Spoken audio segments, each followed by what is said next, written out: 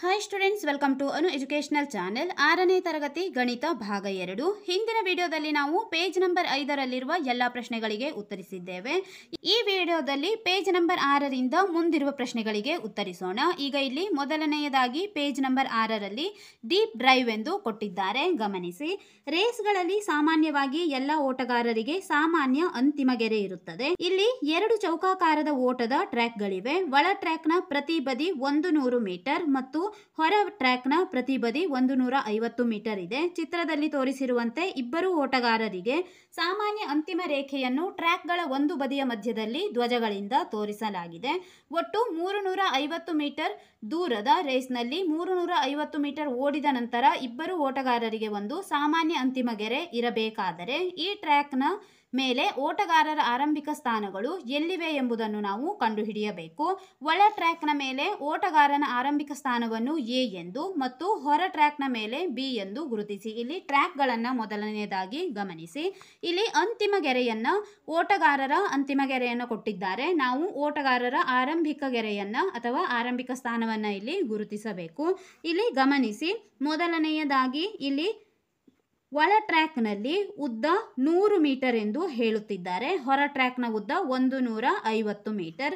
ಈಗ ನಾವು ಇಲ್ಲಿ ಒಳ ಟ್ರ್ಯಾಕ್ನಲ್ಲಿ ಈ ಭಾಗದಲ್ಲಿ 350 ಮೀಟರ್ ಕ್ರಮಿಸಿದ ನಂತರ ಇಲ್ಲಿ ಓಟಗಾರ ನಿಲ್ಲುತ್ತಿದ್ದಾನೆ. ಇದು ಅಂತಿಮ ಸ್ಥಾನ. ಈಗ ನಾವು ಪ್ರಾರಂಭಿಕ ಸ್ಥಾನವನ್ನು ಕಂಡುಹಿಡಿಯುವಾಗ ಇಲ್ಲಿ ಇದು 100 ಮೀಟರ್ ಆದಾಗ ಇಲ್ಲಿ 50-50 ಎಂದು ನಾವು ಎರಡು ಭಾಗಗಳನ್ನಾಗಿ ಮಾಡಬಹುದು. 50-50 100 ಆಗಿದೆ.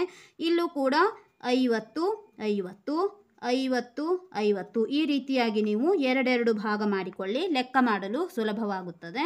ಈಗ ಇಲ್ಲಿ 350 ಇಲ್ಲಿ ಬಂದಿದೆ. 350 ಬಂದಾಗ ಇಲ್ಲಿ 350 50 50 100 100 plus 50 150 150 plus 50 200 200 plus 50 250 250 plus 50 300 300 plus 50 350. ಅಂದರೆ ಇಲ್ಲಿ 350ರ ಜಾಗ ಇಲ್ಲಿ ಬಂದಿದೆ. 50 ಪ್ಲಸ್ 50 ಇಲ್ಲಿ 100.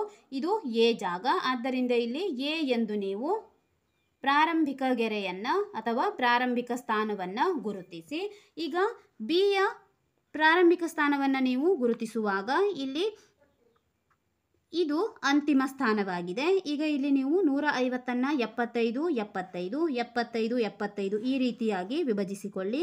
ಇಲ್ಲಿ 75 75 ಇಲ್ಲಿ 75 75 ಇಲ್ಲೂ ಕೂಡ 75 75 ಎಂದು ವಿಭಜಿಸಿಕೊಂಡಾಗ ಇಲ್ಲಿ ನೀವು ಸುಲಭವಾಗಿ ಲೆಕ್ಕವನ್ನು ಮಾಡಬಹುದು. ಈಗ ನಾವು ಇಲ್ಲಿಂದ 350 ಮೀಟರ್ ಎಲ್ಲಿ ಬರುತ್ತದೆ ಎಂದು ಗಮನಿಸಬೇಕು. ಇಲ್ಲಿಂದ ಇಲ್ಲಿಗೆ 75 ಇದೆ. 75 ಪ್ಲಸ್ 75 150. ಇಲ್ಲೂ ಕೂಡ 75 ಪ್ಲಸ್ 75 150 ಆಗಿದೆ. 150 150 300. ಈಗ ಇಲ್ಲಿ ಗಮನಿಸಿ, 350 ಎಂದರೆ ಇಲ್ಲಿ ಈ ಸ್ಥಾನದ ಮಧ್ಯದಲ್ಲಿ ಬರುವುದರಿಂದ ಇಲ್ಲಿಂದ ಇಲ್ಲಿಗೆ 75 ಇದೆ. 75ಅನ್ನು 3 ಭಾಗ ಮಾಡಿ 25 50 75 ಈ ರೀತಿಯಾಗಿ ನಾವು 3 ಭಾಗ ಮಾಡಿದ್ದೇವೆ. ಇಲ್ಲಿಗೆ 300 ಬಂದಿದೆ. 325 350 ಇಲ್ಲಿ 25 25 ಅಂದರೆ ಇಲ್ಲಿ 300 325 350 ಇಲ್ಲಿ 375 ಆಗುತ್ತದೆ. ಆದ್ದರಿಂದ ಇಲ್ಲಿ 350 ಬರುವ ಜಾಗ ಇದು. ಇಲ್ಲಿ ನೀವು ಬಿ ಎಂದು ಗುರುತಿಸಿಕೊಳ್ಳಿ. ಇದು ಎ ಜಾಗ, ಇದು ಬಿ ಜಾಗ. ಇವು ಆರಂಭಿಕ ಸ್ಥಾನಗಳಾಗಿವೆ. ಈಗ ಮುಂದಿನ ಲೆಕ್ಕ ಗಮನಿಸಿ. ಅಂದಾಜಿಸಿ ಮತ್ತು ಪರಿಶೀಲಿಸಿ ಎಂದು ಹೇಳಿದ್ದಾರೆ. ಇಲ್ಲಿ ತ್ರಿಭುಜಾಕೃತಿಯ ಸುತ್ತಳತೆಗಳನ್ನು ನೀವು ಕಂಡುಹಿಡಿಯುವಾಗ ಬೇರೆ ವಿಧಾನವನ್ನು ಇಲ್ಲಿ ಬಳಸಿದ್ದಾರೆ. ಇಲ್ಲಿ ಇವು ಅಡ್ಡ ಸಾಲು, ಕಂಬ ಸಾಲು ಎಂದು ನೀವು ಗಮನಿಸಿದಾಗ ಇಲ್ಲಿ ನೇರವಾಗಿ ಎಳೆದಂತಹ ರೇಖೆಗಳನ್ನು ನೇರಮಾನಗಳು ಮತ್ತು ಇಲ್ಲಿ ಅಡ್ಡಲಾಗಿ ನೀವು ಗೆರೆಗಳನ್ನು ಗಮನಿಸಬಹುದು. ಇದು ಒಂದು ಚೌಕವೆಂದು ಗಮನಿಸಿದಾಗ ಇಲ್ಲಿ ಈ ರೀತಿಯಾಗಿ ಕರ್ಣಕ್ಕೆ ಎಳೆದ ಗೆರೆಯನ್ನು ನಾವು ಕರ್ಣಮಾನಗಳು ಎಂದು ಕರೆಯುತ್ತೇವೆ. ಇಲ್ಲಿ ನೇರವಾಗಿ ಅಥವಾ ಅಡ್ಡಲಾಗಿ ಎಳೆದ ರೇಖೆಗಳು ನೇರಮಾನಗಳು. ಈ ರೀತಿಯಾಗಿ ಈ ಚೌಕ ಅಥವಾ ಈ ರೀತಿಯಾಗಿ ಬಂದಲ್ಲಿ ಅಡ್ಡಲಾಗಿ ಎಳೆದಲ್ಲಿ ಇವು ಕರ್ಣಗಳಿಗೆ ಎಳೆದ ರೇಖೆಗಳಾದ್ದರಿಂದ ಕರ್ಣಮಾನಗಳು ಎಂದು ಕರೆಯುತ್ತೇವೆ. ಈ ರೀತಿಯ ಆಕೃತಿಗಳ ಸುತ್ತಳತೆಯನ್ನು ಕಂಡುಹಿಡಿಯುವಾಗ ನೇರ ಮಾನಗಳು ಎಷ್ಟು ಮತ್ತು ಕರ್ಣಮಾನಗಳು ಎಷ್ಟು ಎಂದು ನೀವು ಬರೆಯಬೇಕು. ಇಲ್ಲಿ ನೇರ ಮಾನಗಳು ಗಮನಿಸಿ 1 2 3 4 5 6 ಕರ್ಣಮಾನಗಳಿವೆ. ಆದ್ದರಿಂದ 6s ಎಂದು ಬರೆಯಿರಿ. ಪ್ಲಸ್ ಇಲ್ಲಿ ಕರ್ಣಮಾನಗಳನ್ನು ನೋಡೋಣ. 1 2 3 ಕರ್ಣಮಾನಗಳು, ಆದ್ದರಿಂದ 3d ಎಂದು ಬರೆಯಬೇಕು. ಇದರ ಸುತ್ತಳತೆ 6s ಪ್ಲಸ್ 3d. ಈಗ ಮುಂದಿನ ಆಕೃತಿಗಳನ್ನು ನೋಡೋಣ. ಮುಂದೆ ನೀಡಿರುವ ಚಿತ್ರಗಳ ಸುತ್ತಳತೆಗಳನ್ನು ನೇರ ಮತ್ತು ಕರ್ಣಮಾನಗಳಲ್ಲಿ ಬರೆಯಿರಿ. ಇಲ್ಲಿ ಚಿತ್ರವನ್ನು ಗಮನಿಸಿ. ಮೊದಲನೇ ಚಿತ್ರದಲ್ಲಿ ಇಲ್ಲಿ ನೇರ ಮಾನಗಳನ್ನು ನೋಡೋಣ. 1 2 3 4 5 6 7 8 ಇವು ನೇರವಾಗಿದ್ದಾವೆ, ಆದ್ದರಿಂದ ಇವು ನೇರ ಮಾನಗಳು. 8 ಇರುವುದರಿಂದ 8s ಪ್ಲಸ್ ಕರ್ಣಮಾನಗಳು ಇಲ್ಲಿ 1 2 ಎರಡೇ ಕರ್ಣಮಾನಗಳಿವೆ, ಆದ್ದರಿಂದ ಪ್ಲಸ್ 2d ಎಂದು ನೀವು ಬರೆಯಬೇಕು. ಇಲ್ಲಿ 8s ಪ್ಲಸ್ 2d. ಇಲ್ಲಿ ಮಾನಗಳು ಎಂದು ಕೂಡ ನೀವು ಬರೆಯಬಹುದು, ಮಾನಗಳು. ಎರಡನೇ ಚಿತ್ರ, ಇಲ್ಲಿ ನೇರ ಮಾನಗಳನ್ನು ನೋಡೋಣ. ಇವು ಕರ್ಣಮಾನಗಳು. ನೇರ ಮಾನಗಳು 1 2 3 4 ನೇರ ಮಾನಗಳಿವೆ, 4s ಪ್ಲಸ್ ಕರ್ಣಮಾನಗಳನ್ನು ನೋಡಿ. 1 2 3 4 5 ಮತ್ತು 6 ಕರ್ಣಮಾನಗಳಿವೆ, ಆದ್ದರಿಂದ 6d. 4s plus 6d ಮಾನಗಳು.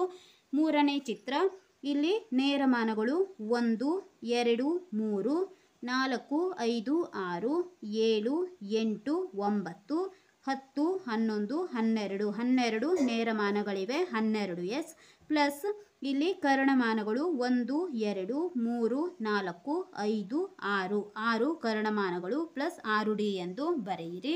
ಮುಂದಿನ ಚಿತ್ರ, ಇಲ್ಲಿ n ಎಂದು ಕೊಟ್ಟಿದ್ದಾರೆ. ಇಲ್ಲಿ ನೇರ ಮಾನಗಳು 1 2 3 4 5 6 7 8 9 10 11 12 13 14 15 16 17 18 ನೇರ ಮಾನಗಳಿವೆ, 18s ಪ್ಲಸ್ ಈಗ ಕರ್ಣಮಾನಗಳು 1 2 3 4 5 6 ಇಲ್ಲಿ 6 ಕರ್ಣಮಾನಗಳಿವೆ plus 6d. 18s plus 6d ಮಾನಗಳು.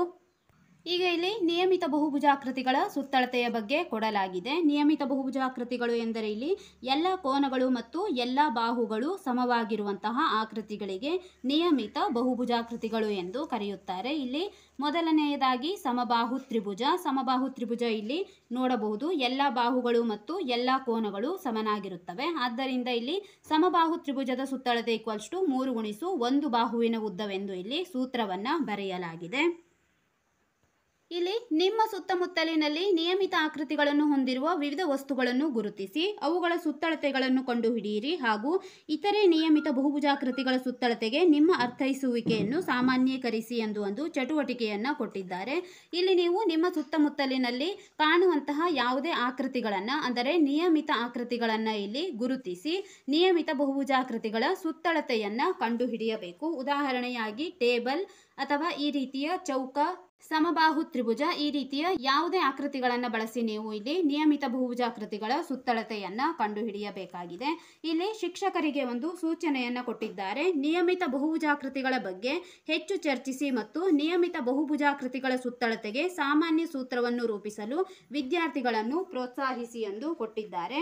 ಇಲ್ಲಿ ನಿಯಮಿತ ಬಹುಭುಜಾಕೃತಿಗಳಿಗೆ ನಾವು ಒಂದು ಸಾಮಾನ್ಯ ಸೂತ್ರವನ್ನು ಕೊಟ್ಟಿದ್ದೇವೆ. ಸುತ್ತಳತೆ = ಬಾಹುಗಳ ಸಂಖ್ಯೆ ಗುಣಿಸು ಒಂದು ಬಾಹುವಿನ ಉದ್ದ. ಇದು ಒಂದು ಸಾಮಾನ್ಯ ಸೂತ್ರವಾಗಿದೆ. ಇನ್ನೊಮ್ಮೆ ನೋಡಿಕೊಳ್ಳಿ.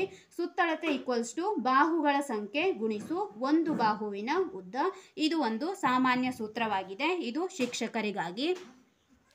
ಇಲ್ಲಿ ಮುಂದಿನದಾಗಿ ವಿಭಜಿಸಿ ಮತ್ತು ಪುನಃ ಸೇರಿಸಿ ಎಂದು ಕೊಟ್ಟಿದ್ದಾರೆ. ಇಲ್ಲಿ ಒಂದು ಚಿತ್ರವನ್ನು ಕೊಟ್ಟು ಇದನ್ನು ಅರ್ಧವಾಗಿ ಕತ್ತರಿಸಿದ್ದಾರೆ. 6 ಸೆಂಟಿಮೀಟರ್ ಮತ್ತು 4 ಸೆಂಟಿಮೀಟರ್. ಇಲ್ಲಿ 6 ಸೆಂಟಿಮೀಟರ್ ಉದ್ದ, 4 ಸೆಂಟಿಮೀಟರ್ ಅಗಲವಾಗಿದೆ. ಇಲ್ಲಿ ಇದೇ ರೀತಿಯಾಗಿ ಎ ಚಿತ್ರವನ್ನ ಗಮನಿಸಿ. ಇಲ್ಲಿ 6 ಸೆಂಟಿಮೀಟರ್ ಉದ್ದ 2 ಸೆಂಟಿಮೀಟರ್ ಅಗಲದ 2 ಆಯತಗಳನ್ನ ಕೂಡಿಸಿದ್ದಾರೆ. ಇಲ್ಲಿ ಈ 2 ಆಯತಗಳನ್ನ ಕೂಡಿಸಿದಾಗ ನೀವು ಸುತ್ತಳತೆಯನ್ನ ಗಮನಿಸಿದಾಗ 2 6 6 ಇಲ್ಲೂ ಕೂಡ 2 ಸೆಂಟಿಮೀಟರ್ ಬರುತ್ತದೆ. 6 ಸೆಂಟಿಮೀಟರ್ 6 ಸೆಂಟಿಮೀಟರ್. ಈಗ ಇವುಗಳನ್ನ ಕೂಡಿಸಿದಾಗ 2 + 6 8. 8ಕ್ಕೆ ಇಲ್ಲಿ 6 ಕೂಡಿಸಬೇಕು 14. 14ಕ್ಕೆ 2 ಕೂಡಿಸಿದಾಗ 16. 16 ಇಲ್ಲಿ 6 + 6 12 ಬಂದಿದೆ. 12 16 ಎಂದರೆ 28 ಸೆಂಟಿಮೀಟರ್ ಸುತ್ತಳತೆಯನ್ನು ನೀವು ಈ ಆಕೃತಿಯಿಂದ ಪಡೆಯಬಹುದು. ಇದೇ ರೀತಿಯಾಗಿ ಇವೆರಡೇ ಚಿತ್ರಗಳನ್ನು ಇಲ್ಲಿ ಬೇರೆ ಬೇರೆ ರೀತಿಯಾಗಿ ಜೋಡಿಸಿ ಸುತ್ತಳತೆಯನ್ನು ಕಂಡುಹಿಡಿಯಲು ಹೇಳಿದ್ದಾರೆ. ಇಲ್ಲಿ ಮುಂದೆ ನೀಡಿರುವ ಇತರೆ ಪ್ರತಿ ಜೋಡಣೆಯ ಗಡಿಯ ಉದ್ದವನ್ನು ಅಂದರೆ ಸುತ್ತಳತೆಯನ್ನು ಕಂಡುಹಿಡಿಯಿರಿ. ಈಗ ನಾವು ಬಿ, ಸಿ ಮತ್ತು ಡಿ ಆಕೃತಿಗಳ ಸುತ್ತಳತೆಯನ್ನು ಇಲ್ಲಿ ಕಂಡುಹಿಡಿಯಬೇಕು. ಇಲ್ಲಿ ಇದೇ ಚಿತ್ರವನ್ನು ಈ ರೀತಿಯಾಗಿ ಅಡ್ಡಲಾಗಿ ಜೋಡಿಸಿದ್ದಾರೆ. ಇಲ್ಲಿ ಸಿ ಯಲ್ಲಿ ಈ ರೀತಿ ಟಿ ಆಕೃತಿ ಮತ್ತು ಡಿ ಯಲ್ಲಿ ಒಂದರ ಪಕ್ಕದಲ್ಲಿ ಈ ರೀತಿಯಾಗಿ ಜೋಡಿಸಿದ್ದಾರೆ. ಈಗ ನಾವು ಪ್ರತಿಯೊಂದು ಆಕೃತಿಯ ಸುತ್ತಳತೆಯನ್ನು ಬೇರೆ ಬೇರೆಯಾಗಿ ಕಂಡುಹಿಡಿಯೋಣ. ಮೊದಲನೆಯದಾಗಿ ಬಿ ಚಿತ್ರವನ್ನು ಗಮನಿಸಿ. ಇಲ್ಲಿ ಈ ಚಿತ್ರದಲ್ಲಿ 6 ಸೆಂಟಿಮೀಟರ್ ಉದ್ದ 2 ಸೆಂಟಿಮೀಟರ್ ಅಗಲ, ಇಲ್ಲಿ ಉದ್ದ 6 ಸೆಂಟಿಮೀಟರ್, ಇಲ್ಲೂ ಕೂಡ 6 ಸೆಂಟಿಮೀಟರ್ ಉದ್ದ 2 ಸೆಂಟಿಮೀಟರ್ ಅಗಲವನ್ನು ಇಲ್ಲಿ ಕೊಡಲಾಗಿದೆ. ಇಲ್ಲಿ ಈ ಆಕೃತಿಯನ್ನು ನೀವು ನೋಡುವಾಗ 6 ಸೆಂಟಿಮೀಟರ್ನಲ್ಲಿ 2 ಸೆಂಟಿಮೀಟರ್ ಇಲ್ಲಿ ಕಳೆದಾಗ ಉಳಿದಿದ್ದು ಇಲ್ಲಿ 4 ಸೆಂಟಿಮೀಟರ್. ಆದ್ದರಿಂದ ಈಗ ಈ ಎಲ್ಲ ಅಳತೆಗಳನ್ನು ಕೂಡಿಸಿ ಸುತ್ತಳತೆಯನ್ನು ಕಂಡುಹಿಡಿಯಬಹುದು. ಲೆಕ್ಕ ಮಾಡೋಣ. ಇಲ್ಲಿ ಗಮನಿಸಿ, ಈ ಚಿತ್ರವನ್ನು ನಾವು ಬಿಡಿಸಿದ್ದೇವೆ. ನೀವು ಫೇರ್ಬುಕ್ನಲ್ಲಿ ಬಿಡಿಸುವಾಗ ಈ ಚಿತ್ರಗಳನ್ನು ಪೆನ್ಸಿಲ್ನಿಂದ ಬಿಡಿಸಿಕೊಳ್ಳಬೇಕು. ಈಗ ಸುತ್ತಳತೆ ಈಕ್ವಲ್ಸ್ ಟು ಇಲ್ಲಿರುವ ಎಲ್ಲ ಅಳತೆಗಳನ್ನು ಈಗ ನಾವು ಕೂಡಿಸಬೇಕು. ಈಗ 2 + 6 + 2 + 6 + 4 + 2 + 6 ಇದನ್ನೇ ಇಲ್ಲಿ ನಾವು ಕೂಡಿಸಿದ್ದೇವೆ. ನೋಡಿಕೊಳ್ಳಿ, 2 + 6 + 4 + 2 + 6 + 2 + 6. ಈಗ ಈ ಎಲ್ಲ ಸಂಖ್ಯೆಗಳನ್ನು ಕೂಡಿಸಿದಾಗ ನಮಗೆ ಬಂದಿರುವಂತಹ ಮೊತ್ತ 28. ಆದ್ದರಿಂದ ಈ ಆಕೃತಿಯ ಸುತ್ತಳತೆ ನಮಗೆ 28 ಸೆಂಟಿಮೀಟರ್ ಬಂದಿದೆ. ಮುಂದಿನ ಚಿತ್ರ ನೋಡೋಣ. ಇಲ್ಲಿ ಮುಂದಿನ ಚಿತ್ರದಲ್ಲಿ ಟಿ ಆಕೃತಿಯಲ್ಲಿ ಜೋಡಿಸಲಾಗಿದೆ. ಇಲ್ಲಿ ಅಗಲ 2 ಸೆಂಟಿಮೀಟರ್, ಉದ್ದ 6 ಸೆಂಟಿಮೀಟರ್, ಇಲ್ಲೂ ಕೂಡ 6 ಸೆಂಟಿಮೀಟರ್ ಬರೆದುಕೊಳ್ಳಿ. ಇಲ್ಲಿ 2 ಸೆಂಟಿಮೀಟರ್ ಅನ್ನು ಅವರೇ ಕೊಟ್ಟಿದ್ದಾರೆ. ಇಲ್ಲೂ ಕೂಡ ಅಗಲ 2 ಸೆಂಟಿಮೀಟರ್ ಇದೆ. ಇಲ್ಲಿ 2 ಸೆಂಟಿಮೀಟರ್, ಉದ್ದ 6 ಸೆಂಟಿಮೀಟರ್ ಅನ್ನು ಬರೆಯಬೇಕು. ಈಗ 2 + 6 + 2 + 2 + 6 + 2 + 2 + 6 ಇವಿಷ್ಟನ್ನು ನಾವು ಕೂಡಿಸಿ ಸುತ್ತಳತೆಯನ್ನು ಕಂಡುಹಿಡಿಯೋಣ. ಇಲ್ಲಿ ಚಿತ್ರವನ್ನು ಬಿಡಿಸಿದ್ದೇವೆ, ಗಮನಿಸಿಕೊಳ್ಳಿ. ಈಗ ಸುತ್ತಳತೆ ಎಂದಾಗ ಇವೆಲ್ಲವನ್ನು ನಾವು ಕೂಡಿಸಬೇಕು. 2 + 6 + 2 + 2 + 6 + 2 + 6 ಇವಿಷ್ಟನ್ನು ನಾವು ಈಗ ಕೂಡಿಸಿದಾಗ ಮೊತ್ತ ನಮಗೆ 28 ಸೆಂಟಿಮೀಟರ್ ಬಂದಿದೆ. ಈ ಆಕೃತಿಯ ಸುತ್ತಳತೆಯು ಕೂಡ ಇಲ್ಲಿ 28 ಸೆಂಟಿಮೀಟರ್ ಎಂದು ಬರೆಯಿರಿ. ಮೂರನೇ ಚಿತ್ರ ನೋಡೋಣ. ಇದು ಮೂರನೇ ಚಿತ್ರ. ಇಲ್ಲಿ ಅಗಲ 2 ಸೆಂಟಿಮೀಟರ್, ಉದ್ದ 6 ಸೆಂಟಿಮೀಟರ್, ಇಲ್ಲಿ 2 ಸೆಂಟಿಮೀಟರ್ ಇದೆ. ಈಗ ಇಲ್ಲಿ ಗಮನಿಸಿ, ಇಲ್ಲಿಂದ ಇಲ್ಲಿಯವರೆಗೆ 3 ಸೆಂಟಿಮೀಟರ್ ಎಂದು ಕೊಟ್ಟಿದ್ದಾರೆ. 3 ಸೆಂಟಿಮೀಟರ್ ಆದಾಗ 6 ಸೆಂಟಿಮೀಟರ್ನಲ್ಲಿ ಇಲ್ಲಿ ಉಳಿಯುವಂತಹ ಅಳತೆ 3 ಸೆಂಟಿಮೀಟರ್. ಆದ್ದರಿಂದ ಇಲ್ಲಿ 3 ಎಂದು ಬರೆದುಕೊಳ್ಳಿ. ಇಲ್ಲಿ ಅಗಲ 2 ಸೆಂಟಿಮೀಟರ್, ಇಲ್ಲಿ ಉದ್ದ 6 ಸೆಂಟಿಮೀಟರ್, ಇಲ್ಲಿ 3 ಸೆಂಟಿಮೀಟರ್ ಆದಾಗ ಇಲ್ಲೂ ಕೂಡ 3 ಸೆಂಟಿಮೀಟರ್ ಉಳಿಯುತ್ತದೆ. ಆದ್ದರಿಂದ 3 ಎಂದು ಬರೆದುಕೊಳ್ಳಬೇಕು. ಈಗ 2 6 2 3 2 6 ಇಲ್ಲೂ ಕೂಡ 2 ಇದೆ, 3 ಇವಿಷ್ಟನ್ನು ಈಗ ನಾವು ಕೂಡಿಸೋಣ. ಫೇರ್ಬುಕ್ನಲ್ಲಿ ಪೆನ್ಸಿಲ್ನಿಂದ ಚಿತ್ರವನ್ನು ಬಿಡಿಸಿಕೊಳ್ಳಿ. ಸುತ್ತಳತೆ ಈಕ್ವಲ್ಸ್ ಟು 2 + 6 + 2 + 3 + 2 + 6 + 2 + 3. ಈಗ ಈ ಎಲ್ಲ ಅಳತೆಗಳನ್ನು ಕೂಡಿಸಿದಾಗ ನಮಗೆ ಬರುವಂತಹ ಮೊತ್ತ ಇಲ್ಲಿ 26 ಸೆಂಟಿಮೀಟರ್ ಆಗಿದೆ. ಆದ್ದರಿಂದ ಸುತ್ತಳತೆ ಈಕ್ವಲ್ಸ್ ಟು 26 ಸೆಂಟಿಮೀಟರ್. 22 ಸೆಂಟಿಮೀಟರ್ ಸುತ್ತಳತೆಯ ಆಕೃತಿಯನ್ನು ರೂಪಿಸಲು 2 ಭಾಗಗಳನ್ನು ಜೋಡಿಸಿ. ಈಗ ನಾವು 22 ಸೆಂಟಿಮೀಟರ್ ಸುತ್ತಳತೆ ಬರುವಂತೆ ಇದೇ ರೀತಿಯಾಗಿ 2 ಆಕೃತಿಗಳನ್ನು ಕೂಡಿಸಬೇಕು. ಈಗ ನಾವು ಆಕೃತಿಗಳನ್ನು ಕೂಡಿಸೋಣ. ಈಗ ಇಲ್ಲಿ ನಾವು ಮೊದಲನೆಯದಾಗಿ 5 ಸೆಂಟಿಮೀಟರ್ ಉದ್ದ 2 ಸೆಂಟಿಮೀಟರ್ ಅಗಲದ ಒಂದು ಆಯತವನ್ನು ರಚಿಸಿದ್ದೇವೆ. ಇಲ್ಲಿ 5 ಸೆಂಟಿಮೀಟರ್ ಉದ್ದ ಮತ್ತು 2 ಸೆಂಟಿಮೀಟರ್ ಅಗಲವಿದೆ. ಆಯತವನ್ನು ನೋಡಿಕೊಳ್ಳಿ. ಇದೇ ರೀತಿಯಾಗಿ ನಾವು ಇನ್ನೊಂದು ಆಯತವನ್ನು ಉದ್ದ 5 ಸೆಂಟಿಮೀಟರ್ ಅಗಲ 2 ಸೆಂಟಿಮೀಟರ್ ಇರುವಂತೆ ಇದೇ ಆಯತಕ್ಕೆ ಸೇರಿಸೋಣ. ಇಲ್ಲಿ ನೀವು ಚಿತ್ರದಲ್ಲಿ ಗಮನಿಸಬಹುದು 2 ಆಯತಗಳನ್ನು ಕೂಡಿಸಿದ್ದೇವೆ. ಈಗ ಅಳತೆಗಳನ್ನು ಬರೆಯೋಣ. 5 ಸೆಂಟಿಮೀಟರ್ 2 ಸೆಂಟಿಮೀಟರ್, ಇಲ್ಲೂ ಕೂಡ ಈಗ 2 ಸೆಂಟಿಮೀಟರ್ ಬಂದಿದೆ. 2 ಸೆಂಟಿಮೀಟರ್, 5 ಸೆಂಟಿಮೀಟರ್ ಉದ್ದ, 2 ಸೆಂಟಿಮೀಟರ್, ಇಲ್ಲೂ ಕೂಡ 2 ಸೆಂಟಿಮೀಟರ್ 2 ಸೆಂಟಿಮೀಟರ್ ಎಂದು ನಾವು ತೆಗೆದುಕೊಳ್ಳಬೇಕು. ಈಗ ಈ ಎಲ್ಲ ಅಳತೆಗಳನ್ನು ಕೂಡಿಸಿದಾಗ ಸುತ್ತಳತೆ equals to 5 plus 2 plus 2 plus 2 plus 5 plus 2 plus 2 plus 2. ಈಗ ಈ ಎಲ್ಲ ಸಂಖ್ಯೆಗಳನ್ನು ಕೂಡಿಸಿದಾಗ ನಮಗೆ ಸುತ್ತಳತೆ 22 ಸೆಂಟಿಮೀಟರ್ ಬಂದಿದೆ. ಇಲ್ಲಿ 22 ಸೆಂಟಿಮೀಟರ್ ಸುತ್ತಳತೆಯ ಆಕೃತಿಯನ್ನು ರೂಪಿಸಲು 2 ಭಾಗಗಳನ್ನು ಜೋಡಿಸಲು ಹೇಳಿದ್ದಾರೆ. ಆದ್ದರಿಂದ ಇಲ್ಲಿ ನಾವು 2 ಭಾಗಗಳನ್ನು ಜೋಡಿಸಿ 22 ಸೆಂಟಿಮೀಟರ್ ಸುತ್ತಳತೆಯನ್ನು ಹೊಂದಿರುವಂತಹ ಆಕೃತಿಗಳನ್ನು ರಚಿಸಿ ತೋರಿಸಿದ್ದೇವೆ.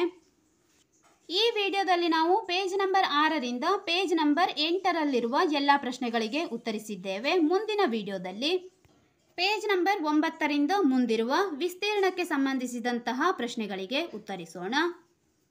ನಮ್ಮ ಚಾನೆಲ್ನ ಎಲ್ಲ ಹೊಸ ವಿಡಿಯೋಗಳಿಗಾಗಿ ಅನು ಎಜುಕೇಷನಲ್ ಚಾನೆಲ್ನ ಲೈಕ್ ಮಾಡಿ, ಶೇರ್ ಮಾಡಿ, ಸಬ್ಸ್ಕ್ರೈಬ್ ಮಾಡಿ, ಹಾಗೆ ಪಕ್ಕದಲ್ಲಿರುವ ಬೆಲ್ ಐಕಾನ್ ಪ್ರೆಸ್ ಮಾಡಿ.